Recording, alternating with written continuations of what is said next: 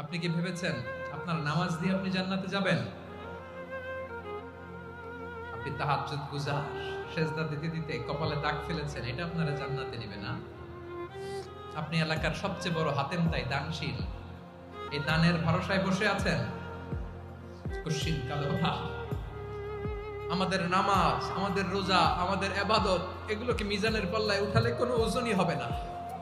তবে আমাদের একটা কৌশল জানা আছে, আমরা আল্লাহর রহমতের ভিখারি। আমরা সেদিন আগেই গুনার স্বীকৃতি দিয়ে দেব। আমরা বলবো, আল্লাহ তুমি প্রশ্ন করার আগে তোমার একটা কথা বলি, আমারে কিছু জিজ্ঞেস করো না, আমি সব করেছি। এমন কোন পাপ নাই যে পাপ আমারে দিয়ে হয় নাই। তোমার রহমত দিয়ে তুমি জান্নাতে পাঠাবা, তোমার দয়ায় জান্নাতে যেতে চাই, আমল দিয়ে না। পারবেন বলতে? কিয়ামতের দিন আমরা বলবো, আল্লাহ আমার আমল দিয়ে জান্নাত চাই না, আমি তোমার দয়া দিয়ে জান্নাত চাই। তোমার দয়া ছাড়া আমার কোনো উপায় নাই।